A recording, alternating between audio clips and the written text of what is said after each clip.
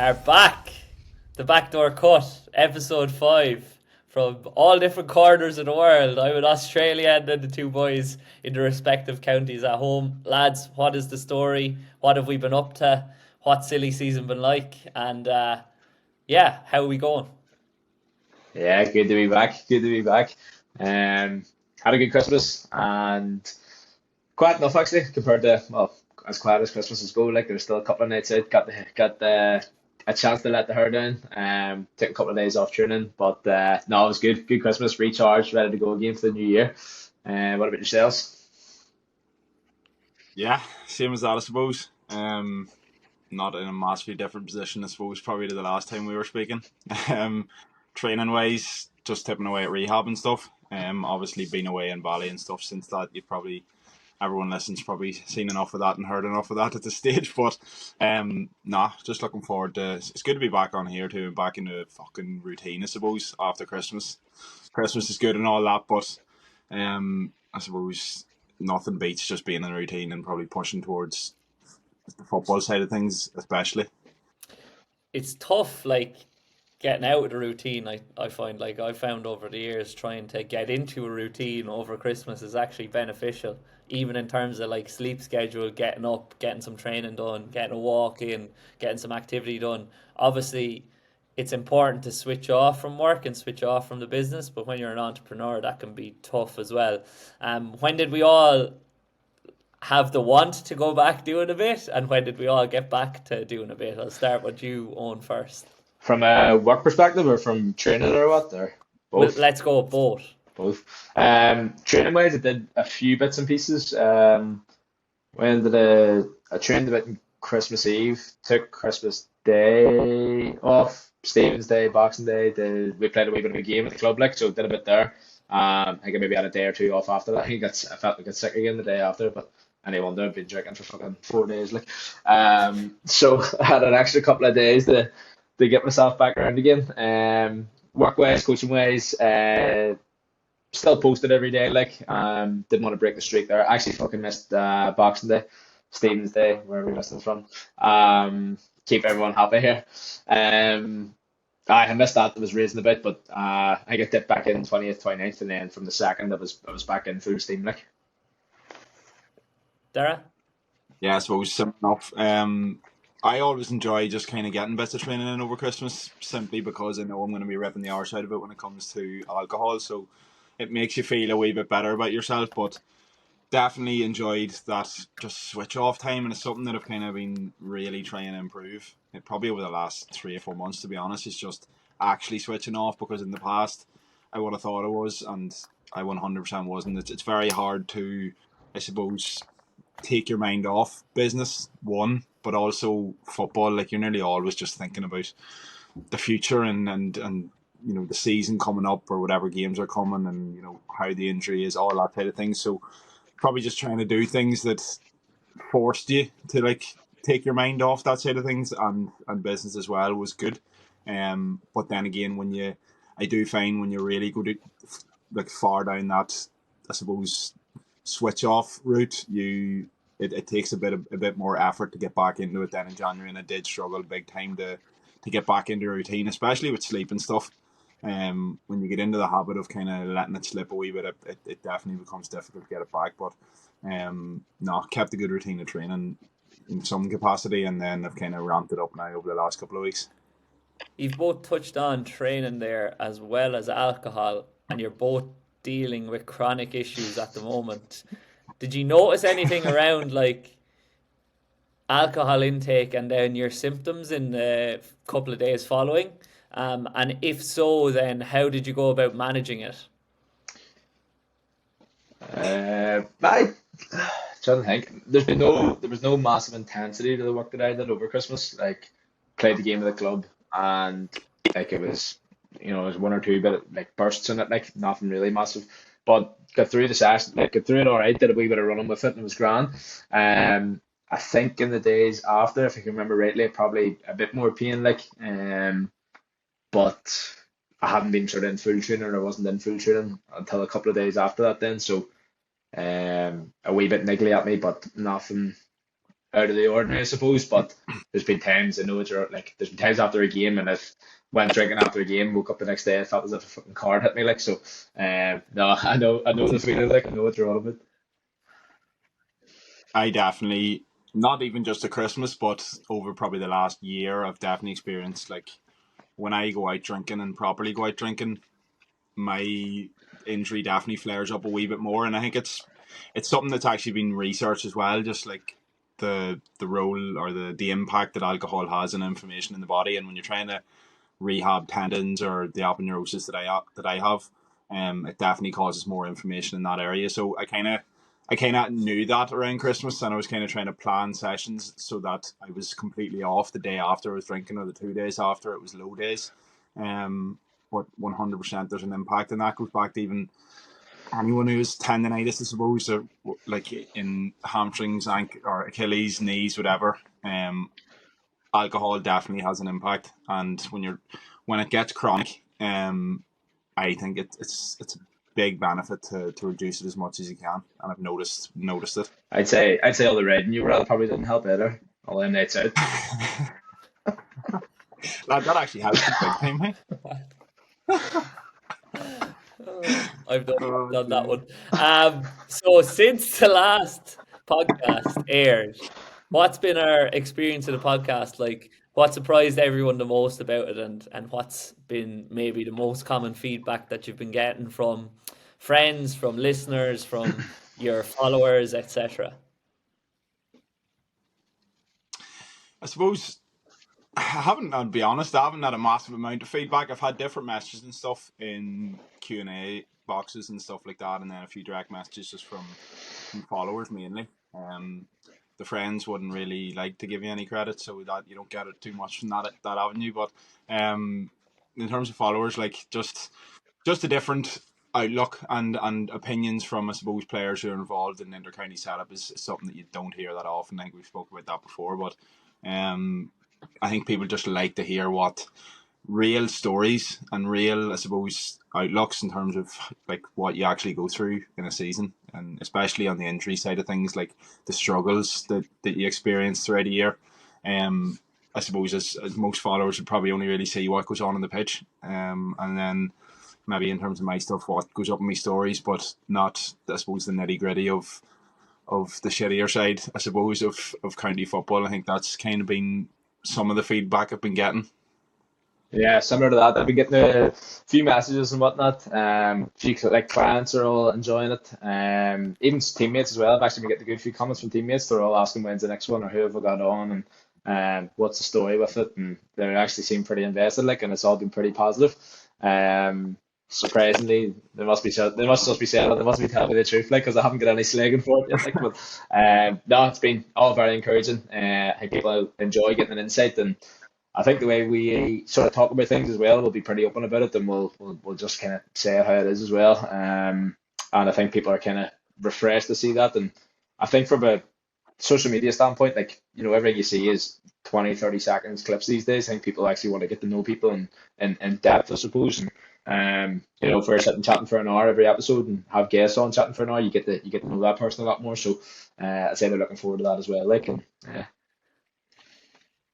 I thought it was pretty interesting and quite surprising, to be honest, that we cracked into the Irish top 50 podcasts with only 4 episodes. Like, I think it was even in our first or second episode, we were in there and we were going up the ranks, and like, not even to be pigeonholed into sports and fitness, but like in just podcasts flat on Spotify to be up there was pretty monumental. So that kind of shows that people are enjoying listening. And then there was loads of people sharing it on social media as well, which was really good because it showed that they were seeing value in what we were putting out, and they were wanting other people to benefit from the value of the conversations that we're putting together as well. So obviously Maddie's episode was our biggest.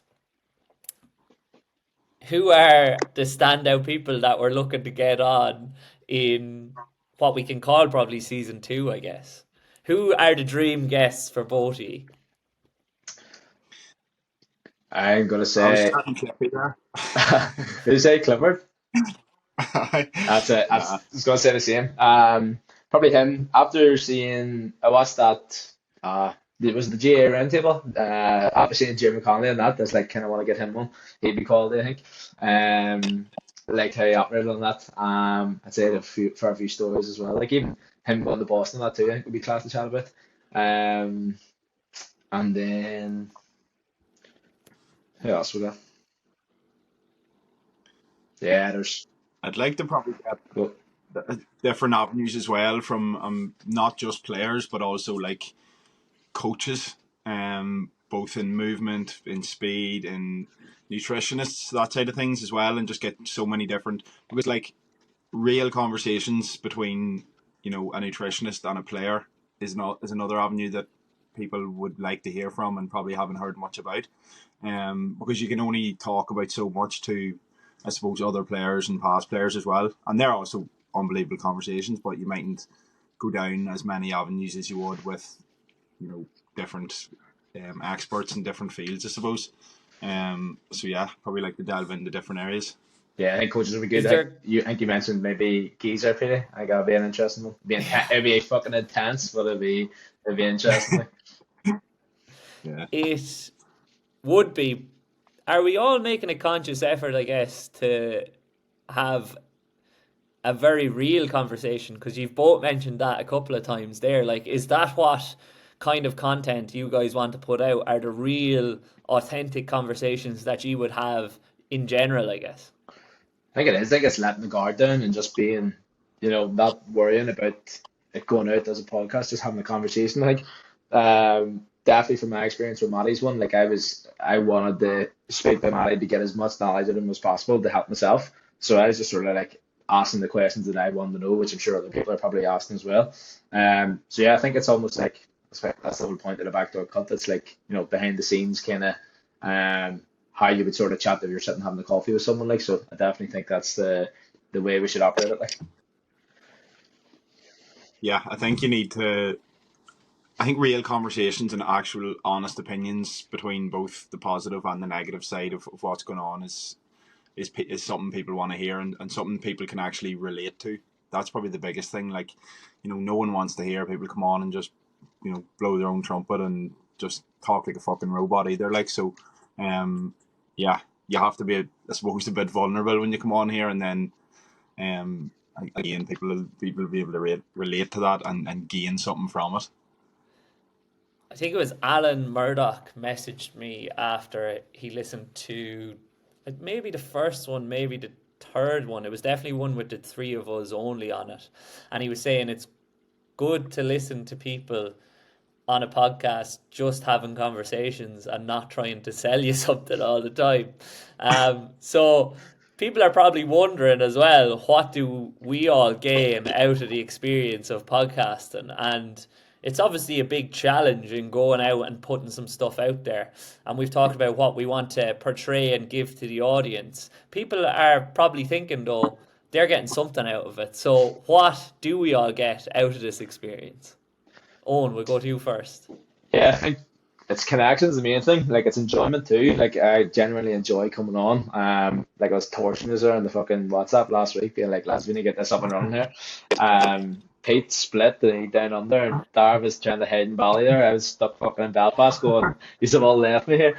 But no, it's like it's genuine enjoyment. You're passionate about something, you're interested in something. Like, we've so much, we've so many areas that we talk about, so many topics that we talk about, and I think a lot of, sometimes in your friend group, you're not able to have the same sort of conversations because people are all off doing different things and have different interests. But when we're three like-minded people here, we get to sort of cliches and chat to each other and have good conversations, and then any of the guests that we have on, we're going to have some sort of similarities and some sort of similar interests with them. So I think it's just a deeper level of conversation, picking each other's brains, having a bit of crack, and yeah, just doing something fun and enjoyable, something fresh.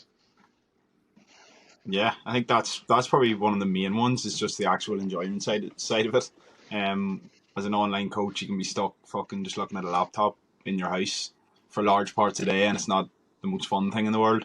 So pure enjoyment is probably one, and then just learning as well. Like, it forces you to actually think a wee bit more about what you're talking about. which I suppose forces you to actually learn it better as well, because you're talking to people who understand these things and are also learning about them and probably have new ideas that you can learn from. So that side of things is brilliant. But yeah, I suppose trying to you get messages out there as well to, I suppose, your followers that you can't get across in 30-second reels. I know you touched on it, but like Instagram and TikTok, it's going the way now where a lot of your posts are probably just trying, like a lot of them's trying to get engagement with most of them, like, and most people out there now is trying to get engagement. So like you're not having those extended conversations where people can actually learn from. So I think that's definitely one of the main benefits that other people are getting from it, but it also allows us to probably portray our knowledge a wee bit better. And I think there's a couple of different avenues you can go down when podcasting as well. Doing it for its own sake and for your enjoyment in it allows for a little bit more creativity and allows it to be a higher standard too, because you're not doing it for the likes, you're not doing it to get listens, you're not doing it to sell ads, you're not doing it to sell products, you're just doing it because, as Tui said there is an overall vision of trying to bring knowledge to a wider audience, but we're going to do it in a way that we want to do it, so in a real, authentic and refreshing way. And we're going to have a bit of crack while we do so, I suppose, which is number one. And Owen's just touched on there, slagging both of us off for being off on our travels over the last few months. Although I think when we were originally trying to record more episodes, Owen was over in Portugal by himself as well, so he doesn't have a leg to stand on there. What was the trip to Bali like, Dara? What did you learn from that experience? Because I know Owen's on tender hooks, trying to figure out whether his next move is going to be over to Bali himself. Like in terms of what I learned, a lot of things, to be honest. The life that you're able to live over there is incredible. Like in terms of, there's not many things. It nearly ticks every single box except for not being able to play Gaelic football. To be honest, like obviously weather is one thing. The productivity that you can achieve over there is huge. When the weather's good, when you've like-minded people around you, like literally, business owners all over the place. Like you go and you work in wee places that have just people all around you with their own businesses. You're having conversations daily. The food's unbelievable, and then the gyms as well are just next level. Like so, it's basically just a way of optimizing what you're doing for a small period of time. I have thought about it, like would I want to go and live there for long term? Probably not, because of the football side of things. If I was injured for the next 6 years, I probably would. But uh, and it's a brilliant, I suppose, opportunity that we have as coaches working online to go over there and to be able to do that. And you also, you have the advantage as well of not having constant conversations about football or about the injury or about training or life or anything. You're nearly just in your own wee bubble. So that side of things was good, and it kind of opened my eyes as to what is actually out there, because you always have these ideas of your head, oh, it'd be brilliant to be away in a hot country and living up, but I think Bali really like epitomizes that, and a lot of people, that's why there's so many actually out there at the minute, because it is a place where you can actually dial in big time and improve so many areas. And I definitely, like, in terms of the business over there, it was probably the most growth I had, because I was nearly locked in every day, getting up early, training when I wanted to train. So yeah, I suppose loads of learnings. Mate, I'm dying for a conversation about football over here. There's no one who wants to talk about football or hurling. Did it change at all how you perceive or how you think about the GAA? Did it make you value it even more that you were away from it for such a long period, I guess? Uh, I'm not sure if it's.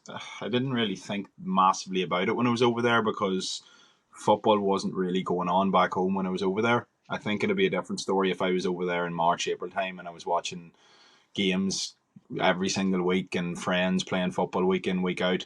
I think it'd be a different story then. But um, I did have a drive and a want to come home come the end of it, to get back and to start into a training plan that actually would progress me to play. when I do come back home. So I suppose in a way it kind of did, but I wouldn't say it massively. I wasn't really thinking about Gaelic football overly much when I was out there. So yeah. Does that tickle your fancy at all, Owen? Does it? Yeah, I think you started describing it at the start there. I was like, right, I need to get I was in my head picturing the calendar. It's like, where can I go this year? What stage of the year can I go at? And one of my mates, Kevin, he's on his way to Australia. So I think I might have to head that direction come the winter here and go over and see what the crack is. Um, yeah, definitely. I've been thinking about it long enough. I've been texting the two of you about it, I suppose. So I'm gonna have to go at some stage. Like, yeah, One of the drawbacks, though, to being here in the summer, and it might not be a drawback for you lads, because you'll be wanting to switch off, I guess, if you did come down here, is it's impossible to watch a match, like, because it's summer here, so it's like cricket season, so there's nothing really going on in terms of NRL, in terms of AFL. It's all pre-season at the moment, so there's no games. If you want to watch Premier League, or you want to watch a football match, or a rugby match, or whatever, you have to get up at crazy o'clock to watch it. All there is to watch here is maybe tennis. You can catch a little bit of the golf, but it's all at irregular hours, and it's something that I'm definitely missing, because I'm catching up on highlights for the club All Ireland at the moment. Whereas if I was at home, I'd be tuned into TG Car watching them, like, or wherever they are, RTE as well.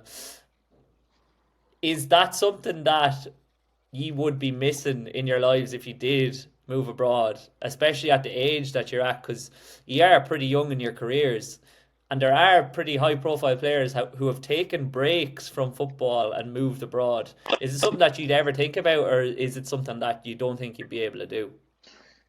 yeah, I've definitely been thinking about it. Like,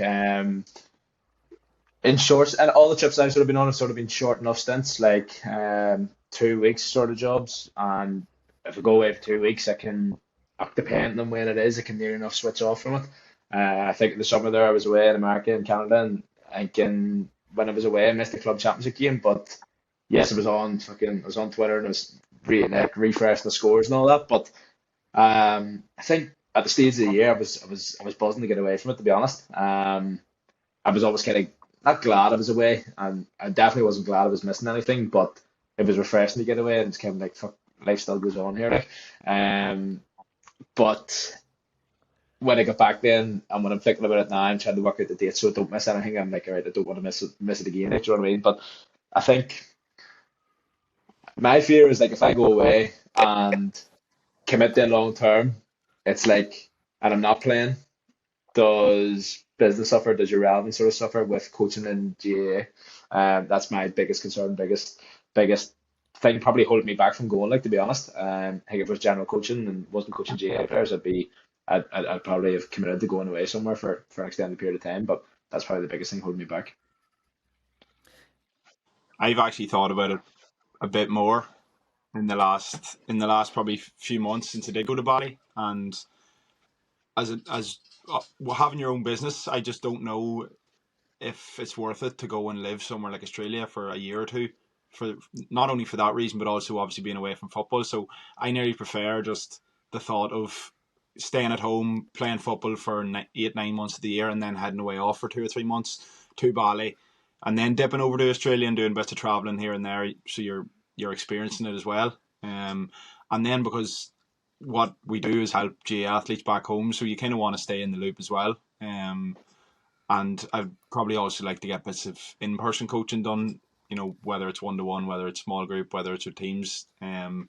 So I think we're blessed in that we can have that balance. So do we really need to go and live away for 2 years? I'm not sure. I don't know if the grass will be greener for someone like us, but that's kind of been my thought process on it over the last couple of weeks. I think that is 100%. definitely deep down. I can sense that. Like, I definitely, would go away, would enjoy it, and then, like, after a couple of weeks, it'd be kind of like, right, ready to get back home again. It's like the off season every year. Yeah, you get to the end of the season, you're going, I can't wait for a fucking break here. And then after 3 weeks, you're going, fuck's sake, when's Shannon's not back here? I can't wait to get back at it. But yeah, That's been the major question you've been asking definitely me anyway. And you've been keen to pick our brains over, I suppose. Owen has the coaching or the business been impacted at all negatively or positively as a result of the travel? Like, and Dara, I'll go to you first. Like the positive aspects by the sounds of things were like your engagement went up. You were able to dedicate more time to the service of the coaching, so you were able to potentially level up the service and deliver a better service. So, what were maybe the drawbacks then to moving abroad in terms of trying to grow and improve what you're doing and how you're working with athletes? Drawbacks mainly was how much content in terms of how I was able to produce in terms of what I could relate to GAA. Obviously, you've no Gaelic football pitches out there. You've no, I suppose, people that are also playing G out there to, I suppose, have conversations with and stuff like that. Um, that was probably the main one. But I was only there for a couple of months, so I wouldn't say there was a massive amount of drawbacks. I'd say since it was like something kind of new and what I was doing was a bit different, people were very engaged. But I reckon if I went out there and just said I'm living out there away for 2 years, people would probably get very sick of looking at that and be like, "Well, fuck him." So They'll say that anyway, Dara. fuck him a wee bit more. But no, I wouldn't say there was massive drawbacks. As I mentioned, like the business, definitely, I was able to give so much more back because I had more energy each day, I had more time each day. But again, I knew I was only there for a couple of months, so I think that probably helped me. I don't know how I would be if I knew I was living there for a year or two. Like it might be a wee bit different. But the content probably was one of the main ones. I think maybe that's different in Australia. I'm not sure, but definitely in Bali, you're a wee bit more limited, I think. There are a number of different GA clubs here, and I've been actually, when it came out, I was speaking to a lot of Gaelic football players and coaches and whatnot, and there are opportunities to coach and that, but I don't think that's like the reason I came out, I suppose, was to stop coaching as frequently in person as I was with teams. I still do miss the in person, but I had one of my athletes down here recently, and I did an in person session with him, and then I did one with one of my mates there recently too. And I've had a bit of interest in mainly on pitch speed, change of direction, game speed type coaching. One thing I will say is since I came down here, and maybe it's a case of not just coming down here, but transitioning things fully online from the hybrid model I was running. The online is way better, and I'm delivering a way higher standard of care now than what I was at home because I have more time to dedicate to it. As well as that, I'm way more efficient because I know you were slagging me earlier, Dara, but like I'm up to start work. I'm starting work at 6, I'm up at 5, and then my clients are awake from say 6 a.m. to maybe 11, 12. But then by the time they go to bed, I get some like quality time for some deep work to get stuck into things, into programming, into assessing video, and then I get back to them then. Whereas I found when I was at home, if I sent them a message, I get a message straight back, and then as a business owner and like trying to deliver the same standard of care to everyone, you should probably leave that for another 12 hours. But when you get a message back, you are inclined to try to message them back as soon as you possibly can as well. So it interrupts like your flow of how quickly you're getting through work. So I think the standard of maybe the return to play and the rehab online that I've been delivering since I came down has improved and no end really. And then it's only the 18th of January, so I think clubs were back maybe last week, the week before, into training. And I've spoken to a couple about going in and taking a couple of sessions, so I'm excited about that because I get a little bit of what I'm missing, I guess, which is the in-person team coaching. But for sure, I think like assessing the last few months and moving down here, I think it's been a net positive for the business, really. And it's kind of showed me that like I could just go on the individualized side and not go with teams, but it also showed me I actually do enjoy working with the teams. I probably just don't need too much of a good thing. Probably need to dedicate my time to one team and then try and scale the individualized online, like game speed, rehab, RTP side of things a little bit more. So that'll probably give you a fair reflection of what it's like on. Yeah. And then I was speaking to you about how the safety net of the team's now gone. It puts the pressure on, which is a good thing, to try to scale the business and deliver a higher standard of care so you can get more people in and the business continues to grow and improve. But yeah, sometimes taking away a safety net can be the best thing for a trapeze artist. So hopefully it's the best thing for me as well. So the new year is rolling in. We've all set goals, I'm sure. I wanted to pick your brains on both goals from an athletic sense, from a business sense, and from a personal sense as well. Did we have a process as how we set our goals, and are we open to sharing some of them maybe? We'll go Owen first because you've been quiet for a while. Yeah, 100%. Yeah, when like I fucking love goal setting.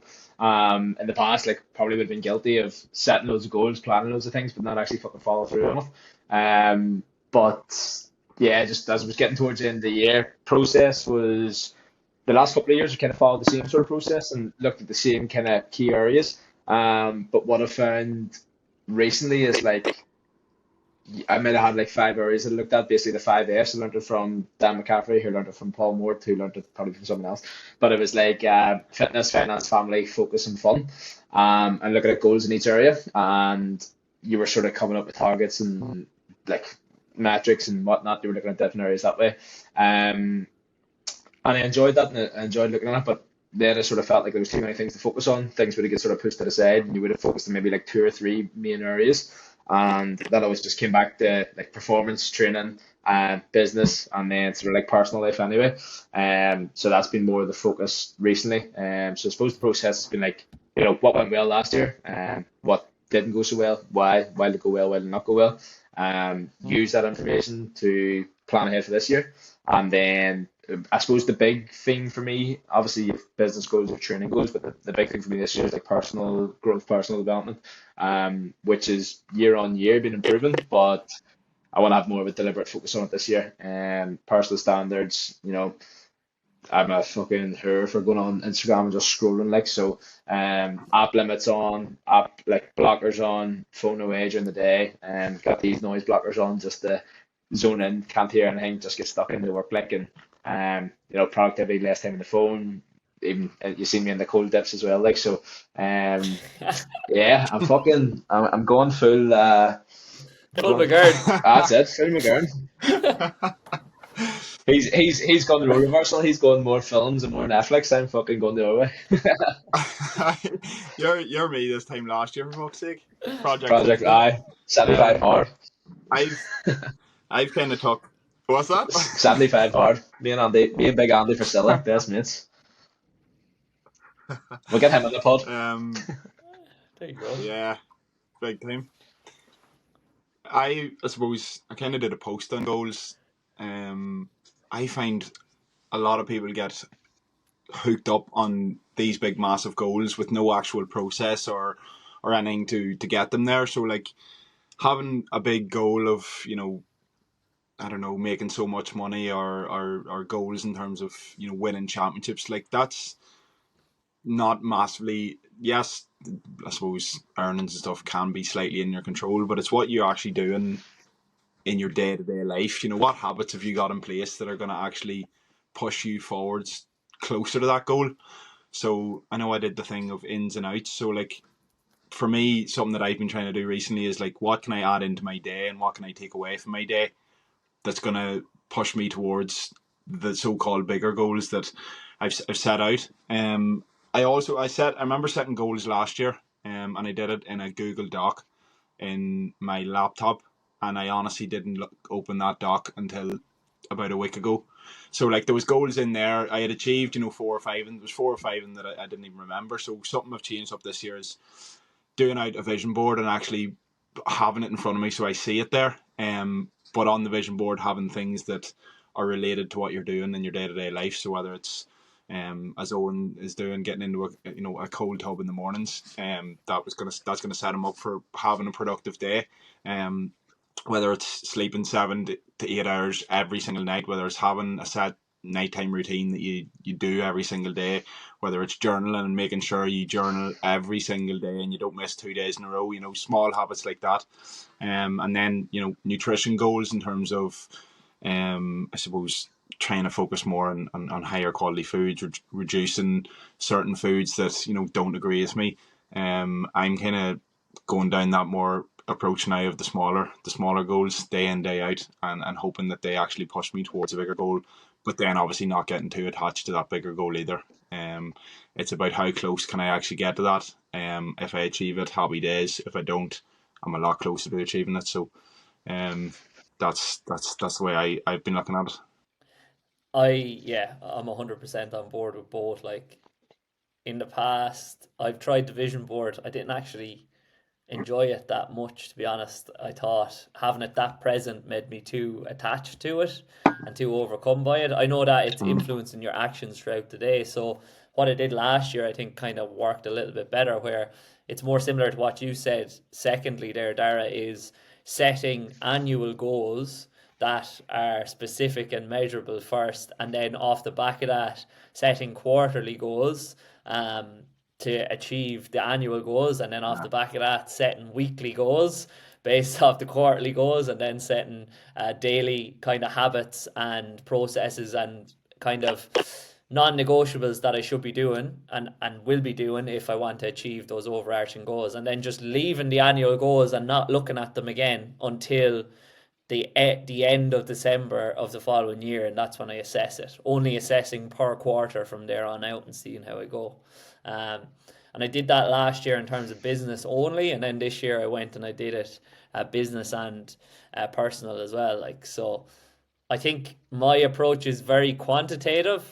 It's very like numerical. Like I want to go to this many concerts, or I want to go on this many trips, or I want to even from a business sense, it might be if I want to achieve the overall income goal, as you said, Owen, then I should be reaching out to this many people per day, per week, because then that results in this many conversations, and this many conversations with this percentage leads to this many sales.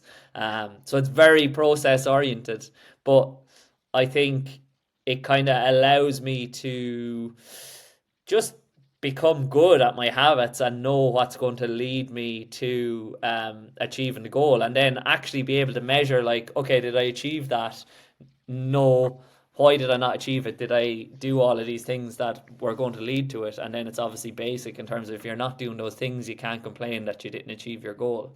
And I think it works in personal life as well. I think it works in like your athletic endeavors as well, an athletic career too. And from the conversations I've been having over the last 3 weeks, it's all been about goals with athletes, and I find that they're very vague with their goals. Like, and when you push them on it, you're like, Yeah. how are you going to measure that? It's like, oh, I want to get enough game time this year in the starting 15, and I'm like, okay, what's enough? Like, I don't know, I just want to be there or thereabouts. I'm like, how are you going to measure success or failure if you're just there or thereabouts? What's that mean? Like, so I think goal setting is a really effective skill for not only like performance, but for like your life as well. Like, and I think that's probably the benefit of having a coach. Like, do you ever reach out to mentors in terms of what's an achievable goal for you, Owen?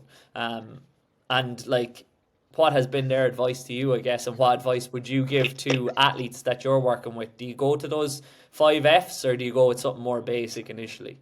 I think it's a good. I think the 5S is good to give you sort of an idea and a structure of like what to kind of look at. But more recently, like even every year, I have a call with clients, and we have a couple of people who are in the year 2 and 3 who have been there for the couple of calls, and they love it. But then I've also said to them as well, listen, I've slightly changed what I'm doing here. If you want to keep going with that, like fire away. But then I've kind of just sort of honed it in different areas, and kind of got more specific. Like, yes, it's easy to throw in a big goal. In terms of setting the big goal and going to mentors about that, like from a business standpoint, it's like fucking, as Dara says, like aim for it as high as you can. Like, and if you fall slightly short, then you're a lot closer to what you were. And like my big goal for last year, I fell just shy of it, but being just shy of it was a fucking unbelievable spot to be in. Like, so I was happy with Mm. that. Like, so I think it's fucking aim high, like go for it, but then also have a plan in place. Like, when you just have this massive goal and you're looking at it, you're going, right, you're almost like paralyzed by it. You're going like, how the fuck did I get there? Whereas when you set that massive goal, and as you say, Pete, you work backwards, like exact same way. You've got your yearly goal, you've got quarterly, you've got monthly, you've got weekly, and then you've got your daily habits, daily action steps. Like that's exactly how we do it as well. When you have that sort of plan in place, it's like, right, be patient in the long term, but like relentless on the daily actions day in day out to achieve that. And yeah, that's kind of my approach. It's like, right, aim big, go big, but have a fucking plan to get there, like, and understand the inputs that are needed to get there, rather than just fucking looking at this end goal and having it in front of you and going, how the fuck am I gonna get there? Like, Dara, yeah. what would you say to athletes that think they don't need to do all that? That think, I just want to set vague goals and I'm not going to assess in terms of any metrics my progress towards those goals. Like, what would you say? I'd say if you're absolutely flying it, and fair play to you, work away. But again, I think it's probably a lazy way of looking at it. There's always going to be room for improvement. So again, I always go back to it as like what's within your control.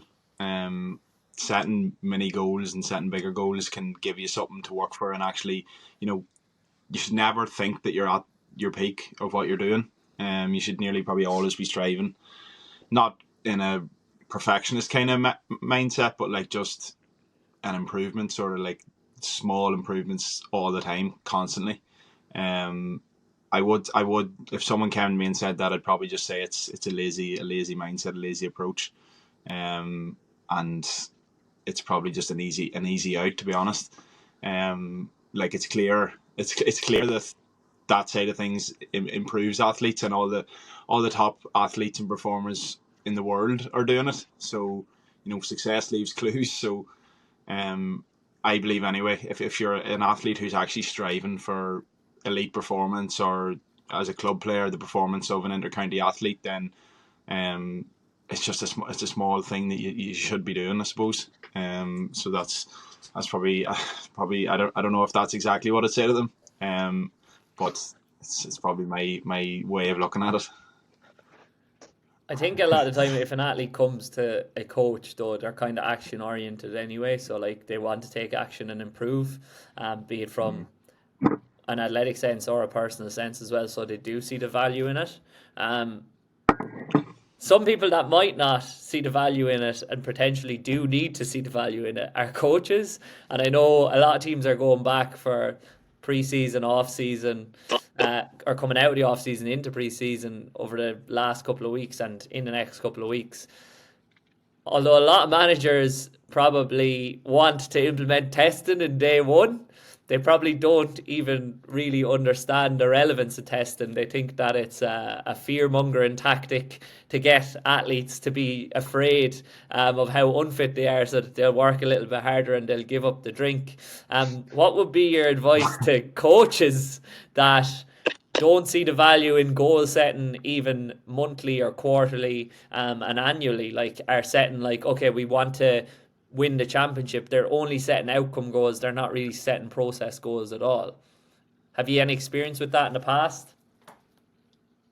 Is this a question for me or Owen? Either or, but neither of you wants to answer it. Whichever one will answer. I thought that was for Dara because you're asking about it, but I'll pick it up there. Dara's brain's going 100 there, trying to work it out. Yeah, I suppose we've done it in the past. Andy's done it with us, and Enda did it when he was in with us. And obviously, you're looking at your end goal, and you have a priority for the season. Like, every team's going to roughly know where they're at, and they're going to have a main focus for the season. And then you work backwards from that, and then you understand what needs to go into it. Because let's be honest, everyone's goal is to win a fucking championship, or to win a league, or get like not get relegated or get promoted, whatever it is. Everyone says they want to win a championship. Like, everyone's going to have the same goal, but not everyone's going to win it. I'd say I was going to say the ones with the best plan have a better chance, but you could be fighting relegation most years, and then you go, we're going to win the championship here, and realistically, are you like? But I do think you need that. Again, it comes back to understanding the inputs, understanding what's going to be required of that, and just being ambitious with the goals, but suppose, as I said, you have to fucking aim high too. Like, but again, having a process to get there rather than just saying, yeah, we're going to do this and then we're going to win a championship in September, October, but we're going to run the balls off you here in January. It's very hard to see that. Like, you want to understand the progression and the how it all fits into the overall plan. Like. I think it probably relates back to what we were talking about in terms of the goals for life and business or whatever the year. Like when it comes to intercounty, you've 100% got goals. You want to get promoted. You want to avoid relegation if you're Antrim. And, and We just want to get back in the pitch. yeah, but the Chewy, the goals probably go. The goals get smaller. Like you work so far back to even goals within a match of like even just for the first half. You nearly like we would have goals and we would review goals then. Whether it's not turning the ball over, whether it's how many frees you're giving away, whether it's how many your conversion rate in terms of your scoring, like you have many goals within games. You have goals within your conditioning. If you do a test at the start of the year, then you have a goal of improving that by so much percentage. You have goals then in your lift within the gym, how much stronger you're actually getting. So, I suppose you're nearly always having goals. But not getting too married to them. Being realistic as well, I find in a team set's huge. Like if a manager comes in and he has these massive goals of not giving any frees away in a game or fucking kicking 18 points in the first half, the whole team looks around at each other and thinks like, what are you on about? So realistic goals is important within a team setting, especially when it comes to game situations and the goals that I was actually talking about. So and then it's about trying to improve those throughout the year. Like we probably base it off how what I suppose our stats at the start of the year, and then try and each game improve those small things within games. It's actually giving you a better chance of winning games, and whether that is with how many frees you're giving away, whether it's how many kickouts you're actually getting away, whether it's the opposition kickouts and trying to turn over a so much or a percentage of their kickouts. You're always striving for that within games, and then you're reviewing it, which is a big one, and then you're working on it in training each week and trying to bring those up. And all that we spoke about there, all that you just spoke about there, Dara, is very quantitative. So it's all numbers and stats. And I know many pundits would be giving out that we're becoming too overly focused on the stats, but they do. If they give you a better chance of winning the game, but they reduce the risks of and reduce the chances that you're going to lose the game if you can get those relevant statistics up, I guess. But one thing that might be missed is maybe a little bit more qualitative. Is a lot of coaches, maybe not at intercounty level, probably not, but at club level, they miss the relevance and the importance of setting specific learning objectives at different stages of the season for the team to be able to implement the game plan, the new game plan that they want to come in and implement.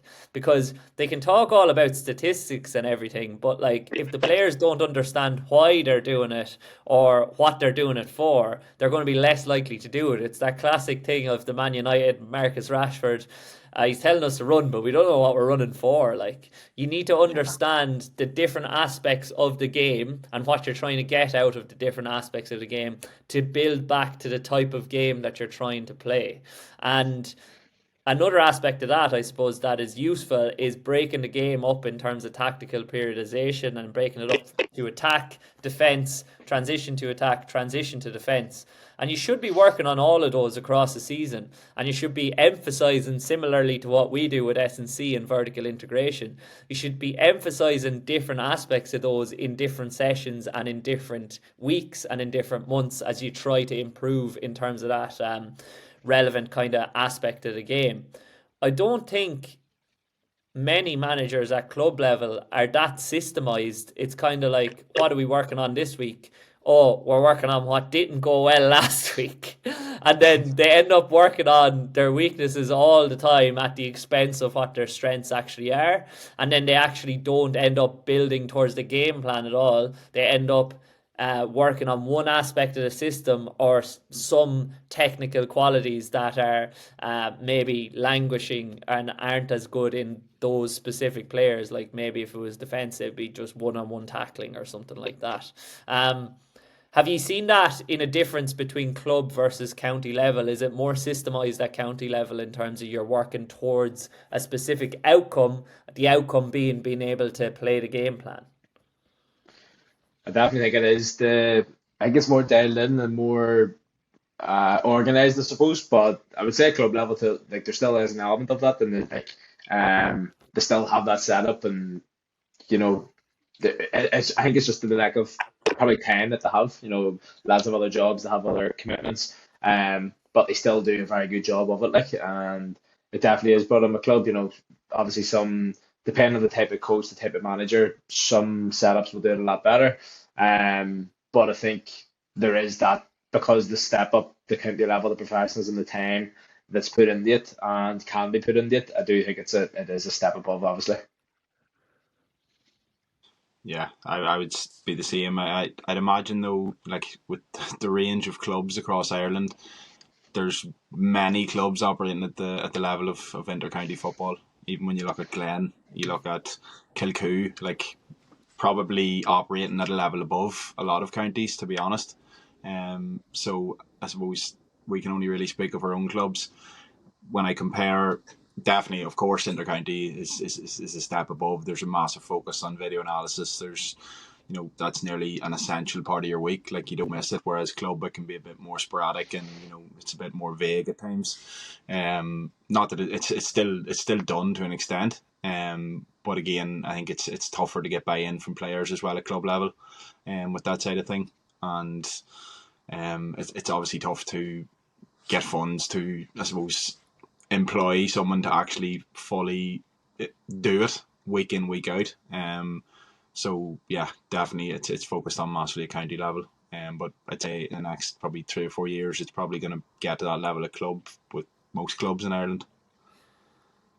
100%. And I think it doesn't even need to be that in terms of sitting down and going through video, even though I've seen that happening at club level for the last few years, and it does, like people do, even almost to the detriment of the actual session, because you end up sitting in there for an hour and a quarter, an hour and a half going through video, every single video, whereas realistically we know, like from school, maybe 3 points is probably enough. Like, so let's look at 3 pieces of key video, learn 3 things off them, even before the session, and then go out and implement them on the pitch in the follow-on session. Rather than what is often done is you'll do the session, then you'll go in and you'll watch video on your opponents and you'll learn all about what your opponent should be doing. Now, some of it will be on your own team as well. But I see the conversations going on a little bit too long, maybe at times, even though you have to have a conversation. I think you get better at the sport by playing the sport.